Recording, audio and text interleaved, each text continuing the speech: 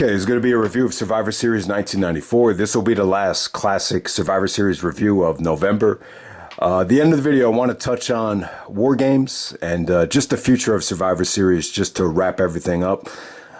But yeah, going back to November 23rd, 1994 from San Antonio, Texas. This is Shawn Michaels' hometown. This might explain why Shawn was in such a rush to get out of the building. So usually they run in the Alamo Dome. For San Antonio, this was the Freeman Coliseum, much smaller venue, so only 10,000 in attendance. But yeah, let's get right down to it, and then we'll break it down.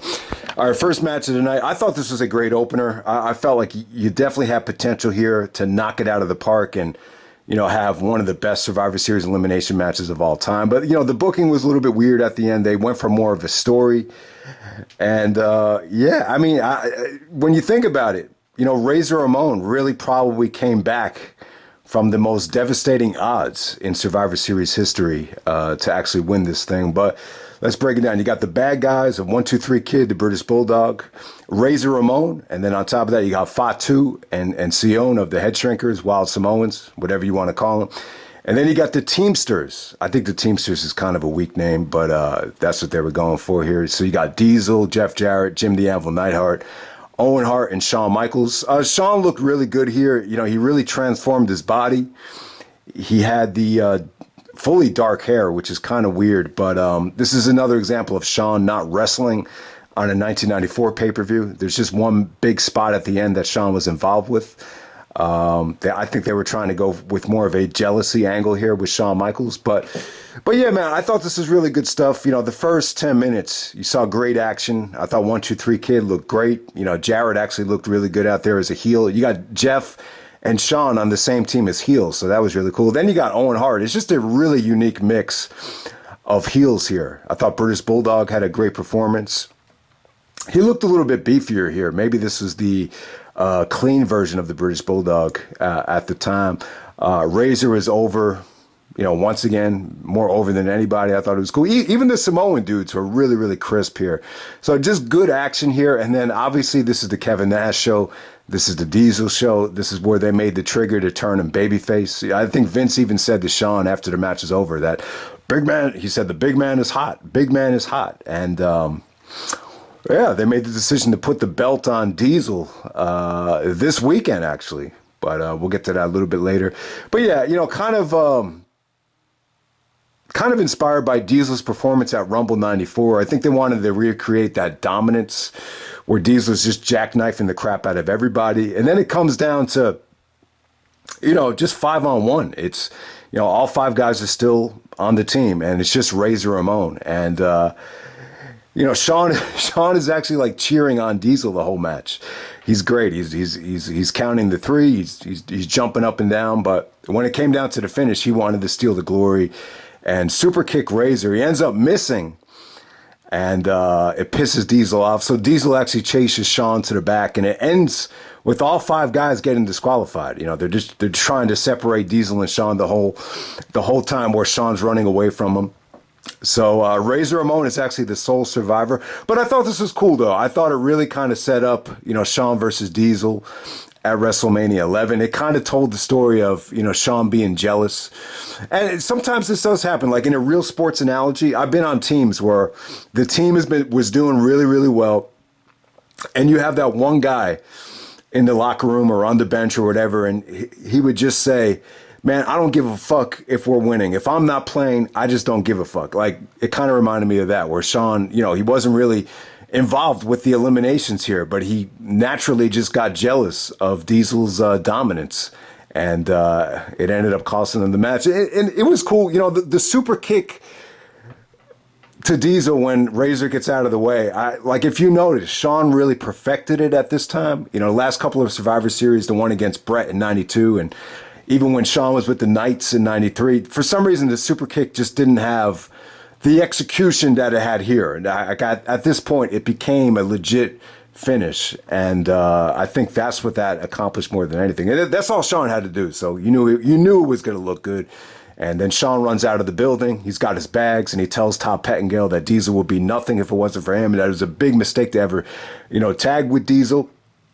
And it's funny because at the time, they're still tag team champions. So you almost kind of say to yourself, well, how did Diesel and Shawn, lose the tag team titles here? I can't even remember, but, they will probably lose them shortly after this. But yeah, good opener there.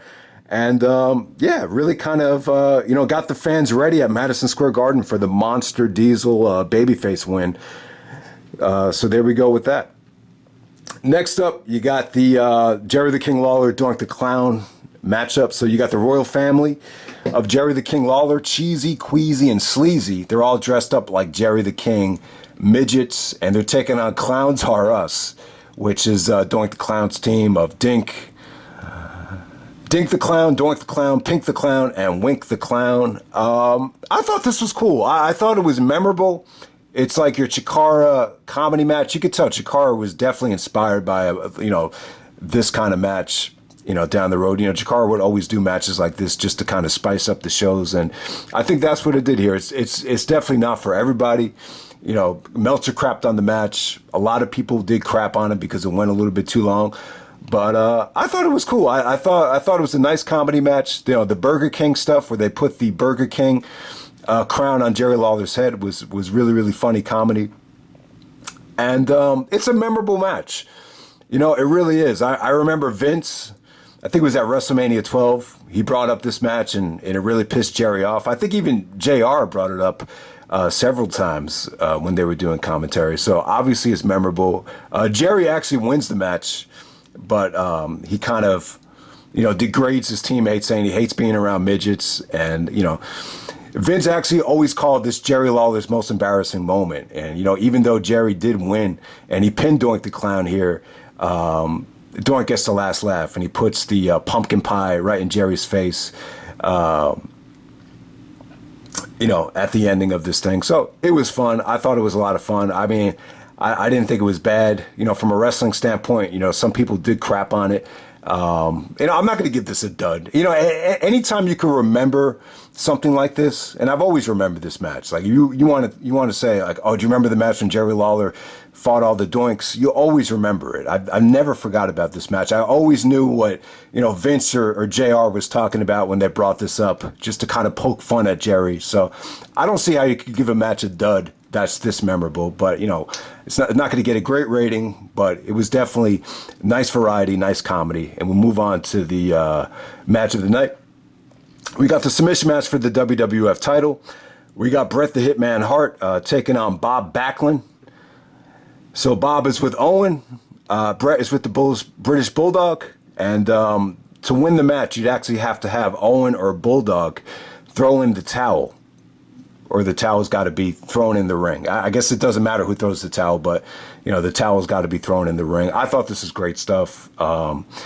You'll notice a lot of similarities between Bob Backlund and Bryan Danielson. Obviously, Danielson won the Ring of Honor Championship with the crossface chicken wing, and that's how Bob Backlund won it here. And, a very, very slow pace, but because of the spot that it was on the card, I thought it got a great reaction. The crowd really got behind Bret.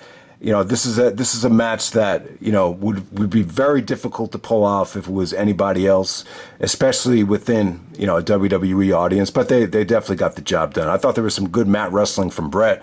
There was some really good transitions into the figure four, out of the figure four where they reversed the hold. The execution where Bret actually locks in the sharpshooter, and then you got, Owen and Bulldog chasing each other, and then Owen actually breaks up the sharpshooter. I thought that was really well done. The only thing I thought was kind of crappy was, Bulldog actually takes a bump, and he actually misses Owen, and he spears his head into the steps, and he's just laid out. I just think it's unrealistic that he was just knocked out unconscious, but that's what they were going for here. But I love the story. I love the acting by Owen Hart. I thought it was really, really well done. It dragged on forever, though. I wouldn't say it dragged, but it was very dramatic. Very dramatic. I mean, Backlund had the crossface chicken wing locked in for like 5 minutes. And all of a sudden, Owen did such a good job here that you almost got the feeling that Owen had a change of heart, that this is his brother. He wants to have Thanksgiving dinner with his brother, and the parents are out there, and I thought Owen did a great job. I think the first time I saw this, I actually believed it.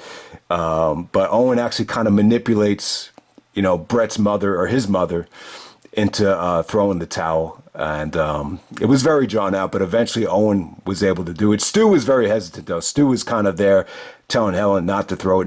But, Bret looked like he was in such pain. And Owen was just carrying on, crying, and just berating Helen to throw the towel. That eventually Helen just took the towel and just threw it in. And that was it. And then Owen just celebrates like crazy when the towel is thrown. It's great stuff, man. The only gripe I have with this is, they didn't cash in on a Bret and Owen rematch at a big pay-per-view. I'm sure they had another match after this on Raw or a house show or a Coliseum videotaping, but for them not to follow up on this at WrestleMania 11, it just kind of drives me crazy. It didn't even have to be for the championship. Even if they did a tag match with, Bob and Owen against Bret and British Bulldog, that would have been a lot better than what we got at WrestleMania. Obviously, the Bret and Backlund match at WrestleMania 11 sucked. I know Bret actually blames Piper for taking away from the match, but, you just wish that they would have followed up on this because they were building up Bret and Owen that whole WrestleMania season, and you just didn't get that payoff. But this was great stuff. It really reminded me of a movie, I always say it reminded me of Masters of the Universe. That was actually Drago's babyface turn, where they actually had him play He-Man in Masters of the Universe. And there's actually a scene. There's a scene about a cosmic key. It's like this magical flute. And if anyone remembers Friends or Ace Ventura, what's her name? Courtney Cox. She actually plays a girl whose mother was actually killed in a car accident. And then, like, bizarrely, halfway through the movie, the mother actually comes back from the dead and kind of manipulates her into giving her this cosmic key. And once she gives it to her, she morphs back into the evil sorcerer who's actually Evelyn. So, that's a sci-fi movie. It's not realistic, but it's the same thing. They both use the mother to manipulate the person into getting what they want. So it really reminded me of that. But what Owen did here was fantastic acting. It shows you that Owen wasn't just a great wrestler. He was a great performer. He was almost like a theater actor here with how good he was. So I love the story. I thought the wrestling was good. It was a little bit, some people might not like the match. They'll find it a little bit methodical. Actually, Meltzer gave this 2 stars. I think that's way off. I think that is way off. I think, sometimes there's more things that you have to factor into a wrestling match than just near falls and, stiff action. I thought the wrestling here was good, though, so that rating kind of baffles me. But I get why he went for that. I just think he probably thought Backlund was a little bit too old school. But it's a great story for Backlund, too. A great redemption story. He was 45 years old when he won the title here. The same, I guess, was inspired by George Foreman. I think Foreman had won the belt at 45 as well. And at the same time, it's a great history story, too, because I think when Backlund lost the belt to the Iron Sheik, someone actually threw the towel in. So it's almost that situation coming full circle. And, at the time, Bob was very anti-new generation. And to have this old, past his prime guy being the champion of the new generation, it made for a good heel. But it was very short-lived, though. I thought this was a nice creative way to give Bret some time off, and then, give Diesel the belt without Bret actually having to drop it to Diesel. You could definitely save that for Survivor Series 95. So I thought the booking here was creative and it just very well executed, and giving the belt to the transitional champion of Bob Backlund. So great stuff, great match. It's probably the more positive match for Bret in terms of all of his title losses. It seems like every single time Bret lost the title, whether it was to Yokozuna, whether it was to, the multiple times he lost it to Shawn, and when he lost it to Sid, it seemed like Bret had a problem with it every single time. This is the only time where it just seemed like Bret was really okay or cool with dropping the belt. So just wanted to make that point. And yeah, it's Bret Hart getting screwed at Survivor Series once again. That's another point I want to make up. You got Earl Hebner as a referee, but this is the time when Owen actually screws him. So yeah, maybe the first time Bret ever got screwed at Survivor Series. And yeah, along with that, just want to make the point. I think Bret's got a great catalog of matches at Survivor Series, even going back to Survivor Series 1990 all the way to 97. If the match wasn't great, it was definitely memorable. The weak link in there would probably be the Shawn Michaels and the Knights match. But even that match did a really, really nice job of setting up the Owen Hart feud. So there we go with that. Next up, we got another elimination match. You got the $1 Million Team Bam Bam Bigelow. You got Jimmy Del Rey. All right, so Jimmy Del Rey and Tom Prichard of the Heavenly Bodies at the time. Also King Kong Bundy. And then you got the heel Tatanka. Tatanka looked like he put on a lot of weight by this point. And then you got Jim Cornette and DiBiase managing them. And they're taking on Guts and Glory, which is Adam Bomb, Bart Gunn, Billy Gunn of the Smoking Guns, Lex Luger, and Mabel. Pretty good match. I wouldn't say it was bad. I thought this actually got off to a good start. I thought the Smoking Guns looked really, really good. Bam Bam Bigelow, you could see why he main evented WrestleMania. I thought he was awesome here. His moonsault even shocked the shit out of Vince McMahon.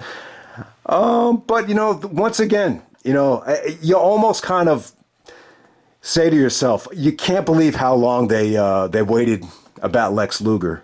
It's like you almost forget how long this really drawn out with him being the patriotic babyface with the American flag, and they stacked the odds against Luger. I think at one point it was like 3 monsters on one with Luger trying to fight them all off. And this really kind of set the company back. You almost forget how long this took for the company to just say, all right, fuck it. You know, Lex Luger's not working out. Let's just let him go. And I think it really worked out well for both companies. I think he was a better fit for WCW. And then once he was out of the WWF title pictures or being pushed at Survivor Series again, I just think it helped both companies. Because I just remember at the time, nobody was getting excited for a Lex Luger, you know, face push. I just think at the time, you know, they clearly were trying to have him fill the void that Hogan left, and it just felt very, very forced. His wrestling skills as a babyface just weren't great here. It really wasn't. He was able to pin Tatanka with a small package, but ultimately, it was Bam Bam and King Kong Bundy that got the better of him. So they're pushing Bundy here. Bundy actually gets the victory over Lex Luger. It was pretty good stuff. I thought it had its moments. Wouldn't say it was a bad match, but the fans didn't get behind Luger anywhere near they did in '93 for that elimination match. And it was hit or miss. It definitely had its moments. I would definitely say the one that surprised me here more than anybody was Mabel. Mabel actually didn't look bad here, believe it or not. But yeah, the match went a little bit long, 23 minutes and 21 seconds. But you can clearly see that they're putting a lot of power into DiBiase as a manager. You know, going into WrestleMania, he's managing Bundy, he's managing Bam Bam, you know, straight to the main event. I think the silver lining in this is it opened the door up for someone like Austin to come in and, you know, take one of those spots, you know, looking back on it. And then the main event, we got The Undertaker taking on Yokozuna. This is a casket match with Chuck Norris as a special outside enforcer. Yeah, you know, I thought this was cool. I thought this was good. I wasn't a big fan of the casket match at the Royal Rumble. You know, it was a little bit too over the top with the theater. You know, it just felt like something that could have been, you know, on a Broadway play. You know, it just wasn't my thing. But, you know, they got a return on that. They got a return on that investment with how over the top it was. And Taker gets his revenge on Yoko. Yoko looked really bad here, like in terms of his weight. He's 600 pounds at this point. So he at least looks 200 pounds heavier than he did at Survivor Series 92. But yeah, I like the match. I like the presentation here with Undertaker in the poster, kind of going for a Western type of feel. Having Chuck Norris as the outside enforcer gave this a cool factor. You know, at the Rumble of 94, that casket match, it got, you know, too many heels coming out and it was a little bit too overbooked. So Chuck Norris was able to kind of negate that. So I thought that was really cool. And Taker was good here. You know, there were parts in the match where Yoko looked really, really slow and lethargic. But anytime Taker was on the offensive end, I thought they really redeemed themselves for what they gave us at, you know, the previous casket match. I thought Taker looked athletic. I thought the booking here was really, really well done. You know, once again, you got Taker actually popping out of the casket and choking Yokozuna. You got Chuck Norris fighting off the interference. IRS did interfere, and you definitely had interference out there, but it was cool. You know, Norris actually gave Jeff Jarrett a wicked kick. You know, you almost get the feeling that Jarrett was a big Chuck Norris fan growing up. So that was pretty cool. But yeah, the ending was really well executed. You know, he had, you know, Taker actually puts away Cornette. He takes Mr. Fuji's Japanese flag, breaks it in half, and puts Yoko in the casket, shuts it, and yeah, really nice payoff. Like if you're an Undertaker fan, you'll love the finish. You'll love the aftermath here. This is when Taker actually poses with the urn, and you have the lightning and thunder. That's one of the visuals that they constantly have used for Taker, over the years. So if you're an Undertaker fan, it's definitely a good moment. It was just nice for him to, finally win a casket match. Taker usually loses casket matches. Somehow, some way he gets screwed or whatever. But I thought it was cool. I think Taker is an underrated athlete, and he was really able to prove it here against Yokozuna. Taker has always had a lot of respect for Yoko. So yeah, I thought they clicked. Anytime they were in the ring and just wrestled, I thought they had really good chemistry. No doubt about it. So that's pretty much it, guys. That's Survivor Series 1994. That's a wrap up for Survivor Series season. I'm thrilled that the month of November is over with. I just am. It's just a lot of leaves. Thanksgiving season is pretty stressful. I actually got sick during Thanksgiving dinner. Just a very awkward, sometimes Thanksgiving could be a little bit awkward, being around people you haven't seen in a long time, in a very small area. Sometimes you get sick like that. You could probably hear it in my voice, but, with War Games, a couple things I just wanted to point out. I just think when you do it with the women, you give the women the Royal Rumble, you give them the War Games match. I just think it's a little bit too much. I'm just in favor of WWE just being a little bit more selective with how they use the women. I think there are some really good women, but for the most part, I think the women's division gets exposed whenever they do a Royal Rumble or a multi-man match like War Games. And on top of that, it just felt like a very older demographic. I just get the feeling that because it was War Games, they charged an insane amount of money for tickets. And obviously kids can't afford to pay high prices for tickets, and parents are not going to do that. So you just get the feeling that they were trying to attract a lot of guys that were kids that grew up watching War Games, and, maybe guys that just don't, pay attention to the product. And it's like that too. Like sometimes there's guys that they'll just comment on classic reviews. You get the feeling that they don't really care about the product today. I think it kind of went the same way with that pay-per-view. I think you just had a lot of fans that don't watch today and just wanted to watch the pay-per-view just because it was War Games. I think that was actually one of the things that actually hurt the reaction of the show. But then again, you got Seth Rollins getting a monster reaction out there. So maybe just certain people aren't watching Raw in its entirety and they just watch certain things. But the bottom line is, I just felt like there was complete disconnect with the entire roster throughout the show. I don't know. I don't know if War Games could really work in a WWE mainstream type of environment. I just don't know. It really worked in NXT, but yeah, I don't think you need to do the same thing every year. I don't think you need to have War Games every year. I think you want more of a variety. Like Survivor Series 96 is a perfect show that had great variety. You had the title match, you had the elimination matches. Survivor Series 2002, 2003.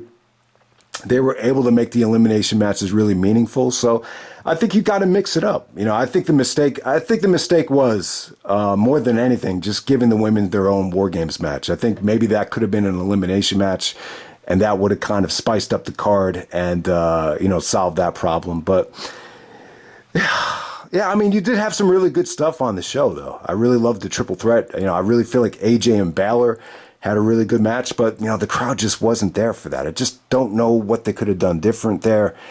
I think starting off the pay-per-view with War Games and it just not really delivering, it kind of hurt the rest of the show, I think. But I don't know. It was still a good try. I think my point was I just felt like they needed to try something different. If it falls flat, it falls flat. But yeah, I could see them going back to War Games next year, but I just think you need more star power. I just think they need to do a better job of building it up, and I don't think you need to do it every single year at Survivor Series. And definitely will bring back the elimination matches if you can make them make sense. And I still think you need like a title match on the show, a WWE title match as well. Because there's a huge history with the WWE Championship at Survivor Series. I don't think you want to, do a War Games match every single year. But yeah, I just think Survivor Series needs to be a pay-per-view that you kind of adjust it based on, where the product is and where the storylines are. That's all I'm saying there. But it was a good show. It wasn't a bad pay-per-view. I don't know why. Like for some reason, I just had the assumption that they were just going to hit a home run. I just thought the crowd was going to go that crazy for the War Games that, you know, it was going to be a home run no matter what. I just didn't anticipate the crowd just being that flat for the whole show. I think a crowd can make or break a show, and I think that's what it was more than anything. But at the same time, though, I think the Usos are a little bit stale. I do think you need more well-defined star power in the main event. But yeah, most people seem to like the main event. I think more than anything, I think the oversaturation of having both matches on the show is probably what hurt it more than anything. But yeah, but if I'm working for the WWE right now, I'll tell you, I'm doing whatever it takes just to get them not to do a Women's Royal Rumble match. Just try to find a way just to not have it. Because obviously last year was a train wreck. And I just like to see them find a creative way of not to do it, but it's probably not going to happen, but we'll see what happens. That's Survivor Series. I have one more classic Raw review coming to, probably going to try to upload it before November is over. If you've been following this channel, you'll probably anticipate what's coming. It's the 20th anniversary. And yeah, it's a dream match that I just think never really got the promotion and recognition that it deserves, but I'll get it up before the month of November is over, so I'm definitely looking forward to that. But that was Survivor Series 1994 and Survivor Series season. I like Survivor Series, man. I think it's got a great legacy. I'm glad that they did the War Games. The reaction just seems like a lot of people were a little bit underwhelmed by it, but that's okay. That's okay. I think there's room for improvement. You don't got to bring it back every single year, but I think it definitely deserves at least, one more shot. So we'll see what they do next year. So that's pretty much it, guys. Hope you enjoyed the review, and I'm out. All right.